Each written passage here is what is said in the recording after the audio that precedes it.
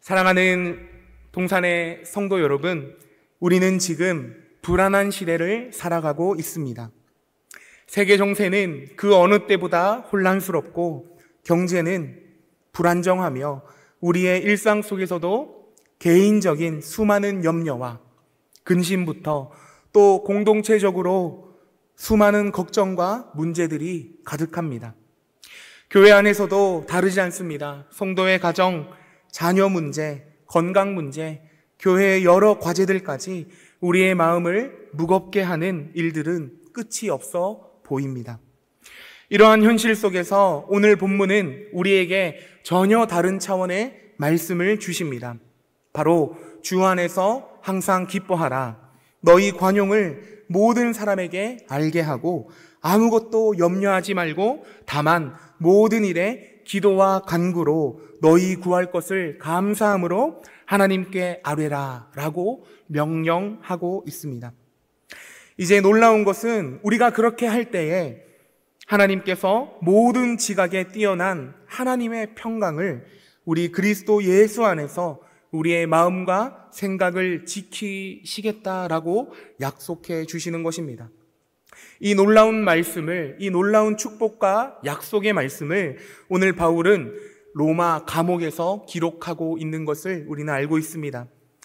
그러나 바울은 이 로마 감옥에서 자유를 빼앗긴 심정으로 이 글을 쓴 것이 아니라 오히려 주님 안에서 더 깊은 자유와 기쁨을 누리며 그 자리에서 오늘 본문 말씀을 우리에게 기록하여 오늘 우리 말씀으로 남기고 있습니다. 그렇기에 오늘 이 말씀은 불안한 시대를 살아가는 우리들에게 단순한 위로의 그 메시지를 넘어서서 복음의 놀라운 능력을 담고 있는 선언인 줄 믿습니다. 바울은 성도의 기쁨이 어떤 사람의 상황에서 오는 것이 아니라고 이야기합니다. 바로 우리의 성도의 기쁨은 그리스도 안에서 주어지는 은혜의 열매라고 말하고 있습니다. 또한 성도의 평강은 세상이 주는 얄팍한 위로 따위가 아니라 하나님의 주권 속에서 주어지는 변함없는 초월적인 평강이라고 정리할 수 있겠습니다. 이제 함께 순서를 따라서 우리 하나하나 오늘 말씀을 알아보도록 하겠습니다. 먼저 첫 번째로는 주 안에서 항상 기뻐하라는 것입니다. 바울은 이 주 안에서 기뻐하라는 말을 2번 반복합니다. 주 안에서 항상 기뻐하라. 내가 다시 말하노니 기뻐하라. 여기서 중요한 것은 기뻐하는 것도 중요하지만 그냥 다른 곳에서 기뻐하는 것이 아니라 나 혼자 기뻐하는 것이 아니라 바로 주님 안에서 기뻐하는 것이 중요합니다. 기쁨의 근원이 우리 사람의 환경과 우리 인간적인 성공에 있다면 그것은 언제든지 흔들리고 사라질 수 있습니다. 그러나 우리가 고백하는 신학과 신앙은 모든 신자의 삶이 바로 그리스도 안에서 우리 라틴어로는 인 크리스토라고 하는데요. 이 그리스도 안에서 바로 언약적 연합 속에서 우리가 설명된다라고 우리는 그렇게 신앙 고백합니다. 바로 그리스도 안에서 우리는 기쁨의 근원을 찾을 수 있는 것입니다. 우리의 신분은 바로 그리스도와 연합된 자입니다. 개혁주의 대표 신학자 존 칼빈도 기쁨을 성령의 열매로 설명하였습니다. 주 안에서 이 기쁨은 하나님과의 올바른 관계를 통해 맺어지는 평안이며 진리에 대한 공감과 사모함이 커지면 커질수록 깊어지는 기쁨이라고 설명합니다. 그러므로 이 기쁨은 인간이 억지로 만들어내는 그러한 심리적인 상태가 아니라 성령께서 신자 안에 심어주시는 은혜의 열매인 것입니다. 그렇기에 기쁨은 우리 사람의 외부적인 상황에 좌우지되지 않습니다. 감옥에서도 또 어떠한 형태의 고난 중에서도 항상 기뻐할 수 있다고 바울은 우리에게 말하고 권하고 있는 것입니다. 미국의 가장 큰 당첨금으로 유명한 큰 복권으로 파워볼이라는 복권이 있습니다. 이 복권의 역대 당첨금 중에 가장 큰 금액은 한화로 전환했을 때 2조 8천억 원 정도 된다고 합니다. 이 넘는 금액이었다고 하는데요. 엄청 큰 금액입니다. 근데 어떤 사람이 바로 그 파워볼 복권에 당첨되었다라고 가정해 보겠습니다. 무려 2조 8천억 원이 넘는 상상을 초월하는 금액을 어떤 사람 또 그 가족이 받았다면 그 사람은 이제 더 이상 내 삶에 걱정은 없어 라고 생각할지도 모르겠습니다. 근데 그 사람뿐만 아니라 그 가족도 걱정이 없는 것처럼 행동할 수도 있겠습니다. 그 사람의 자녀는 이제 성적이 떨어져도 걱정이 없는 것처럼 행동할 수 있습니다. 크게 신경 쓰지 않는 것입니다. 왜냐하면 내 아빠가 복권에 당첨되어서 큰 금액을 가지고 있기 때문에 미래가 크게 걱정되지 않는 것입니다. 학생에게는. 그리고 또 그 사람의 아내는 어떻습니까? 그 사람의 아내가 길을 가다가 스마트폰을 떨어뜨리면 원래 줍는 게 상식인데 그 사람은 이제 스마트폰을 줍지 않고 그냥 지나가도 됩니다. 왜냐하면 집에 스마트폰을 넘치도록 쌓아 놓을 수 있는 큰 집도 있고 그런 부가 이 가족에게 있기 때문입니다. 이 가족은 이제 적어도 돈에 관하여서는 사소한 일상의 문제에는 괜찮아, 상관없어 이렇게 생각할 수 있는 것입니다. 물론 거액의 돈이 있다고 해서 우리의 삶의 문제가 다 없어지고 모든 문제가 다 해결되는 것은 물론 아닙니다. 하지만 세금을 제하고도 1조 4천억 원에 가까운 돈을 우리가 한순간 복권으로 받게 된다면 우리의 삶의 크고 작은 문제들 더 이상 문제가 아닌 것처럼 생각될지도 모르겠습니다. 그런데 사랑하는 여러분, 그리스도 예수 안에서 우리가 얻은 것은 이 복권 당첨금보다 훨씬 더 값지고 훨씬 더 크고 훨씬 더 대단한 보화입니다. 이 보화는 영원히 빼앗기지 않는 보화입니다. 바로 이 예화의 억만장자도 아무리 많은 돈이 있어도 이 땅에서 영원히 살 수는 없습니다. 누구나 때가 되면 하나님의 부르심에 하나님의 영원한 심판대 앞에 반드시 서야 합니다. 그러나 우리는 하나님을 믿고 예수 그리스도를 구주로 영접하여 영생이라는 선물을 얻었습니다. 하나님의 자녀로 우리는 입양되었고 하늘나라의 상속자가 된 것입니다. 그러므로 우리는 이 땅에서 어떤 상황 속에서도 흔들리지 않을 수 있습니다. 잠시의 어려움이나 작은 기쁨에 우리의 마음이 이제 더 이상 지배당하지 않을 수 있는 것입니다. 왜냐하면 우리 안에는 이 땅의 어떠한 종류의 기쁨과는 비교할 수 없는 영원한 구원, 영생의 기쁨이 있기 때문입니다. 그러나 그럼에도 불구하고 저의 신앙은 자주 환경에 따라 흔들리게 되는 것을 봅니다. 일이 조금만 잘 풀리면 아주 크게 기쁘고 조금만 어려움이 생기거나 혼이 나게 되면 낙심하게 되는 게 바로 저희고 바로 우리들입니다. 그러나 오늘 본문은 항상이라는 단어를 붙여 기뻐하라고 말씀합니다. 이는 우리를 향한 하나님의 언약적 신실함이 변함없이 항상 변치 않기 때문입니다. 언약이 흔들림이 없기 때문에 우리의 기쁨도 항상 흔들림이 없는 것입니다. 하나님께서 우리를 택하시고 구원하시고 성령으로 인치셨다는 사실은 우리의 어떠한 외부적인 상황에도 우리 사람의 어떠한 상황에도 흔들리지 않는 진리의 말씀입니다. 그 은혜의 확신이 있을 때에 우리는 그리스도 안에 넘치는 기쁨을 발견하고 주님 안에서 온전한 기쁨을 누릴 수 있겠습니다.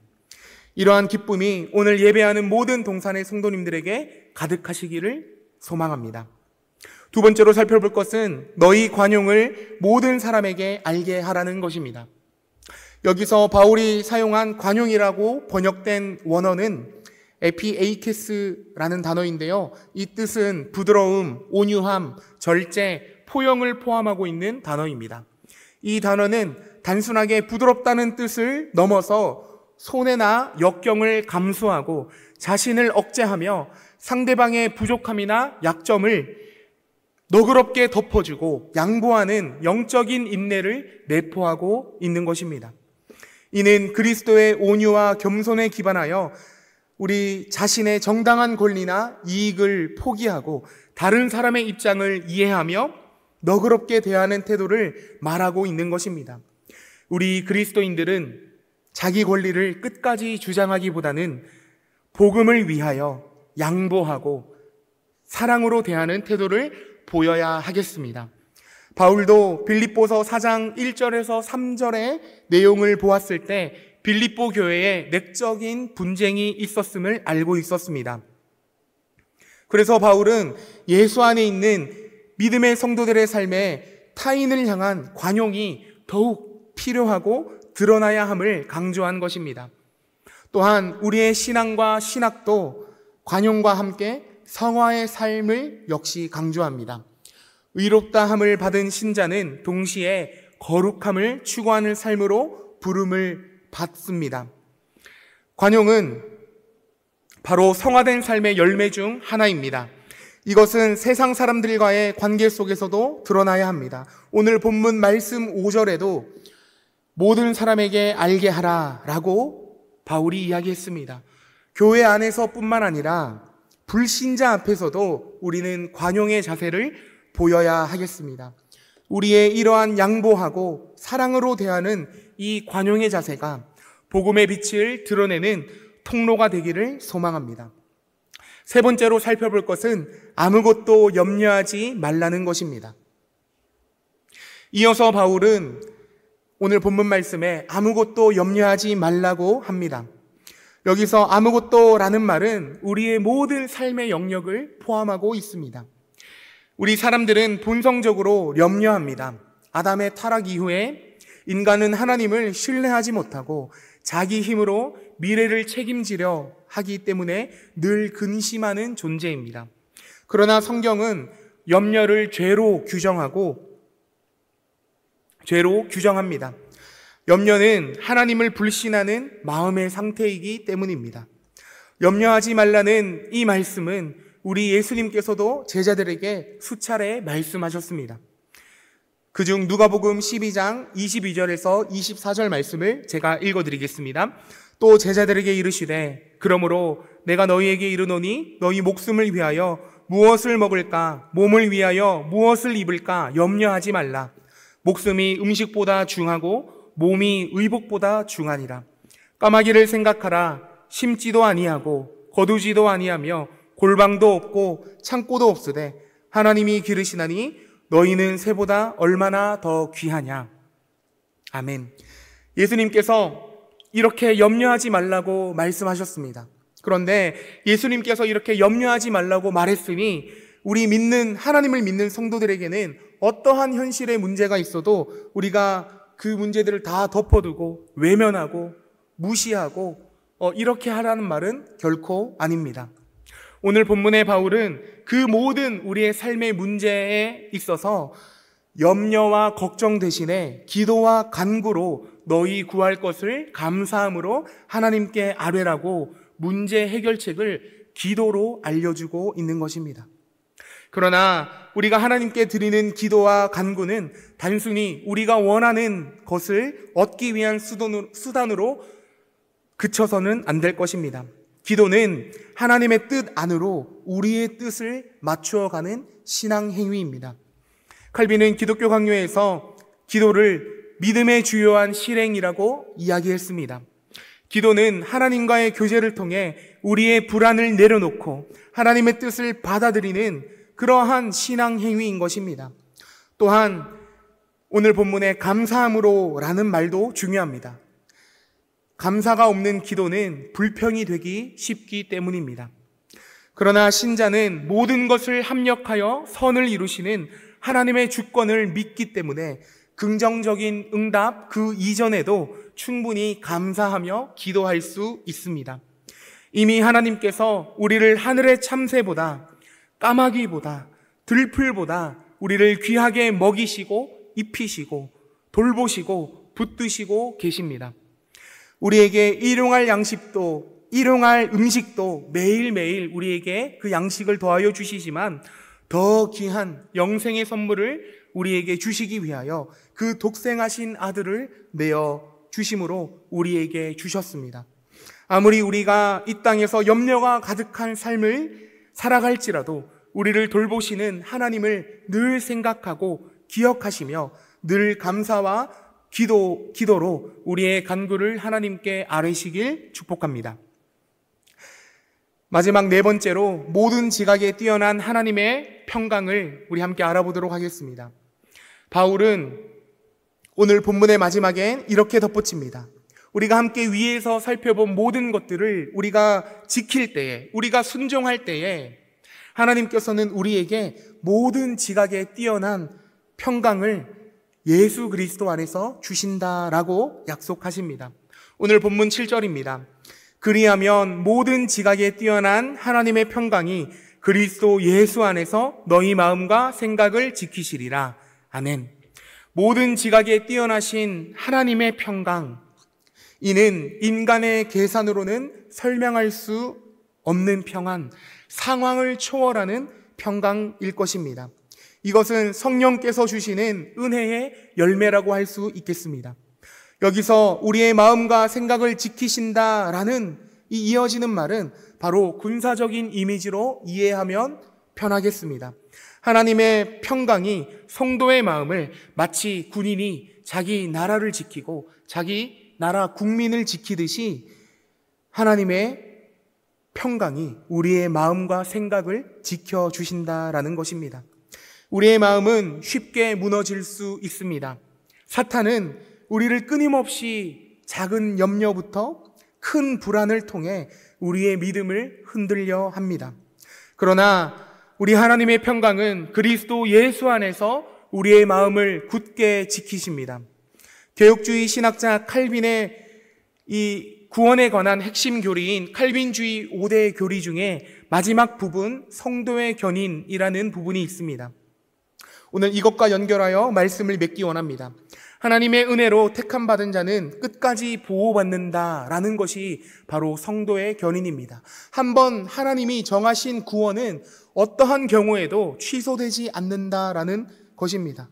왜냐하면 우리의 힘 때문이 아니라, 우리의 믿음 때문이 아니라, 우리가 잘해서가 아니라 하나님의 능력으로 그 구원을 보존하시고 지켜주신다라는 것입니다. 하나님께서 선택하신 자들에게 베푸시는 은혜가 변함이 없고 반드시 우리를 구원으로 이끌어 주신다라는 것입니다. 그러므로 구원받은 성도들은 하나님의 능력으로 끝까지 믿음을 지키며 견디고 인내해야 할 것입니다. 우리의 구원을 끝까지 이루기 위하여 우리는 믿음으로 하나님을 바라봐야 하겠습니다. 그러므로 성도의 평강은 무엇보다 확실하고 분명합니다. 하나님의 평강이 그리스도 예수 안에서 우리의 마음과 생각을 끝까지 지키실 것입니다. 이 사실은 세상은 알 수 없고 세상은 이해할 수도 없는 초월적인 평강입니다. 그러므로 이 평강은 하나님의 전적인 선물이라고 할 수 있겠습니다. 말씀을 정리하기 원합니다. 우리가 수많은 염려와 걱정 중에도 끝까지 믿음을 지키며 살 수 있는 이유는 우리의 의지가 강해서가 아닙니다. 우리의 열심이나 우리의 믿음이 뛰어나서는 더더욱 결코 아닙니다. 바로 하나님께서 우리를 붙드시는 은혜가 강하기 때문입니다. 성도의 견인은 인간의 공로나 업적이 아닌 전적으로 하나님의 주권적인 은혜이기 때문입니다. 은혜에 있습니다. 그리스도 안에서 성령께서 주시는 확실한 하나님의 선물인 것입니다. 그러므로 오늘 본문 말씀을 붙잡으며 나아갈 때에 우리 안에 역사하시는 하나님의 은혜를 의지하며 담대히 나아가고 충분히 기뻐할 수 있겠습니다. 우리의 연약함에도 불구하고 하나님께서는 우리에게 마르지 않는 기쁨을 주실 것이고 우리를 끝까지 지켜주실 것입니다. 오늘 모인 모든 분들의 삶 속에 이러한 은혜가 가득하시길 소망하며 축복합니다. 이제 함께 말씀을 기억하며 함께 기도하며 나아가도록 하겠습니다.